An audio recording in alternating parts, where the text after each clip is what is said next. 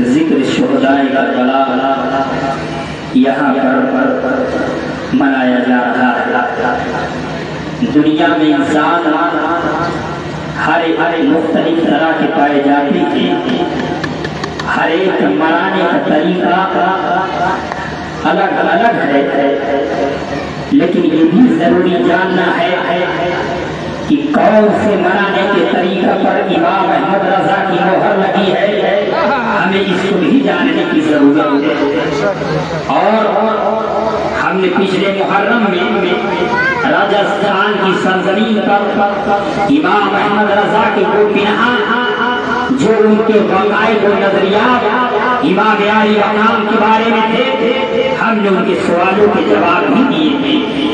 الحمدللہ جب انسان سامنے والا ماننے کے لیے تیار ہو تو اس کے سامنے کوئی بھی دلیل پیش کر دی جائے وہ ماننے کے لیے تیار کھڑا رہتا ہے۔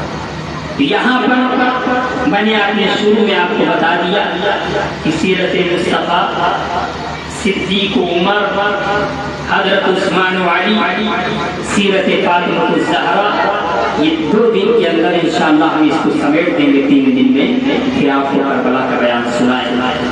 درود پاک پڑھیں، اللہم صلی علی سیدنا و مولانا محمد مبارک وسلم صلاۃ و سلام علیک یا رسول اللہ صلی اللہ علیہ وسلم۔ دماغ حاضر ہے، چلیے آج سے 1400 سال پہلے کی تاریخ آ کر کے پڑھیے، آپ کو اس بات کا علم ہوگا کہ پہلے انسان اس زمانے میں ہر طرح کا مختلف مخلوق پائی جاتی ہے۔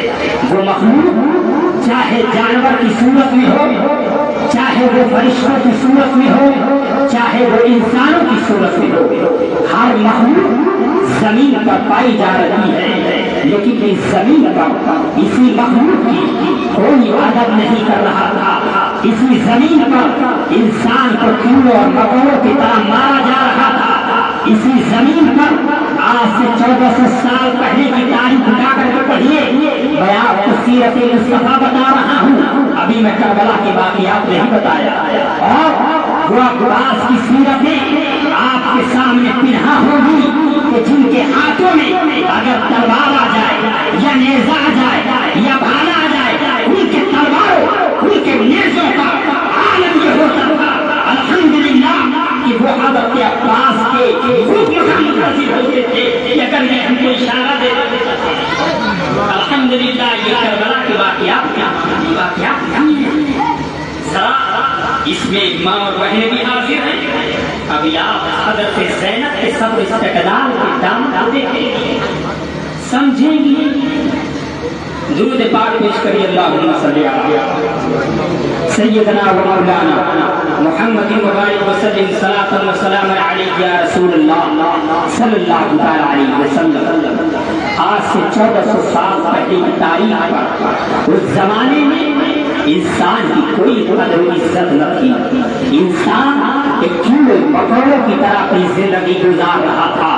ایک مرد کو، ایک عورت کو جو ہے زندہ درگور زمین میں گاڑ دیا جا رہا تھا۔ اس عالم میں حضرت عیسیٰ علیہ السلام کے بعد اللہ اکبر، ذرا تاریخ اٹھا کر کے پڑھیے تو آپ کو اس بات کا علم ہوگا کہ حضرت عیسیٰ علیہ السلام کے بعد انسان جس کو چاہتا مار دیتا، انسان جس کو چاہتا زمین پر گاڑ دیتا، انسان جس کو چاہتا زمین پہ اس کو نابود کر دیتا، چلتے پھرتے انسان قتل کر رہا تھا۔ اس زمانے میں زنا کا عالم یہ تھا، اللہ اکبر، کہ چلتی پھرتی عورتوں سے زنا کیا جا رہا تھا۔ اور تاریخ اٹھا کر کے پڑھیے، اس عالم کے اندر وہ زمین پنہا تھی، اللہ اکبر، جہاں پر خدا کی عبادت کی جانے کی، وہاں پر بتوں کو پوجا جا رہا تھا، ان کی عبادتیں ہو رہی تھی۔ آپ تاریخ اٹھا کر کے پڑھیں گے، علماء سے سنا ہوگا، اس بات کو اپنے ذہن نشین رکھیے کہ اللہ اکبر، اس خلفتن دور میں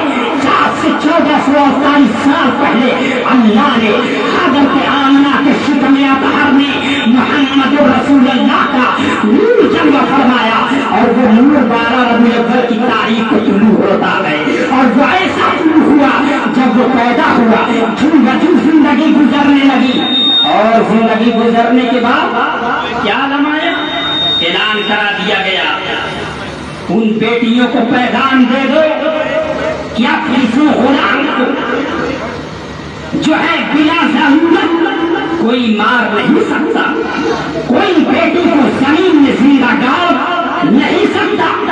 وہ تاریخ ذرا پڑھ لیا، اللہ اکبر، وہ پھر فتن دور کہ جن کے کسی کے قلب میں ایمان کی شمع نہ، اس عالم میں رسول اکرم صلی اللہ علیہ وسلم نے جو ہے کس قدر ایمان پھیلایا، کیسے ان کے دلوں میں ایمان کو اللہ کے رسول صلی اللہ علیہ وسلم نے چسپاں فرما دیا۔ آپ جب پیدا ہوئے جو بجو زندگی گزرتی رہی، میں یہاں پہ 12 ربیع الاول کے واقعات نہیں سنا رہا، آپ سنیے کہ اللہ اکبر، اس زمانہ میں بیویوں کو دائیوں کا دور تھا کہ اگر کوئی عورت کہ کوئی بچہ خروج ہوتا پیدا ہوتا تو اگر عورت کی چھاتی میں دودھ نہیں تھا تو پھر اس کو دائی دودھ پلایا کرتی تھی، اس کو مانو انعام و اکرام دیا جاتا تھا۔ یہی عالم مکہ کی سرزمین پہ گزر رہا تھا۔ رسول اکرم نور مجسم صلی اللہ علیہ وسلم بھی اسی دور سے گزرے۔ حضرت حلیمہ سعدیہ وہ دور میں اللہ اکبر، حضرت حلیمہ سعدیہ رضی اللہ تعالی عنہ نے آپ کے جسم مقدس کو اٹھایا، اور اٹھانے کے بعد جو ہے آپ کو لے گئی 12 گھاٹیوں کے پہاڑی کے پیچھے۔ وہ کون سی پہاڑی ہے؟ اللہ اکبر، جہاں پر پینے کا پانی نہ تھا، جہاں پر کھانے کا کھانا نہ تھا، اس عالم میں رسول اکرم صلی اللہ علیہ وسلم 12 گھاٹیوں کے پہاڑی میں قبیلہ سعد نے اللہ کے پرتے رحمت کو اس قدر جو ہے آپ نے پھیلایا کہ اس زمانہ میں وہ عورتیں اپنے بچوں کو لے کر کے آتی اور وہ کہتی کہ اے حلیمہ، اس محمد کے ہاتھ کو ہمارے بچوں کے سروں پر کیا جائے۔ اللہ اکبر۔ اور روایت میں آیا جن جن کے سروں میں رسول اللہ نے اپنے ہاتھ کو پھیرا تھا وہ سب صحابی بن گئے، الحمدللہ وہ سب صحابی بن گئے۔ اور اسی طرح زندگی گزرتی رہی۔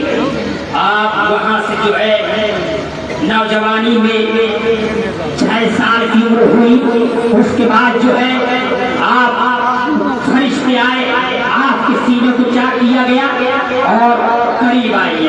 پھر اس کے بعد آپ کو لے کر کے مکہ کی سرزمین پر حضرت حلیمہ سعدیہ آئیں، اور آنے کے بعد کیا دیکھتی ہیں، جب راستے میں آ رہی تھی، امام جلال الدین سیوطی علیہ الرحمۃ اس واقعہ کو نقل فرماتے ہیں کہ جب آپ راستے میں لوٹ رہی تھی تو کیا دیکھا کہ ایک تمام صحرا میں، تمام راستوں میں کوئی انسان نظر نہیں آ رہا ہے، کوئی جانور نظر نہیں آ رہا۔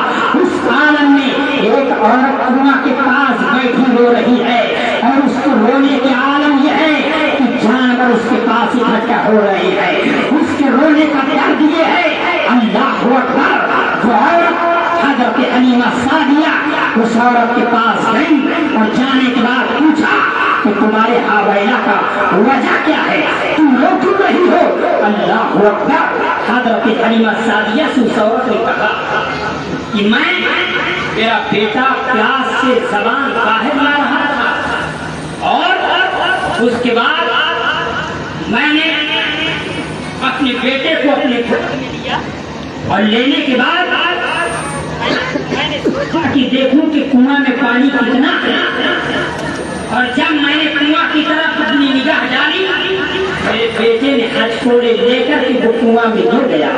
اگر میں کنواں میں جاؤں تو میری بھی جان جاتی ہے، اور ہائے میرے بچے کو کون بچائے گا؟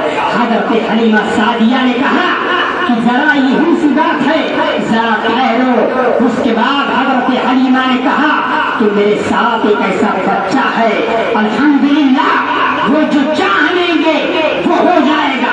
نبی کی ذات کو جو ہے بلایا گیا، سرکار آئے، اور آنے کے بعد اس کنویں میں جو ہے اپنے لعاب مبارک کو ڈالا، اور ڈالنے کے بعد وہ کنواں کا پانی جو ہے ابلتا ہوا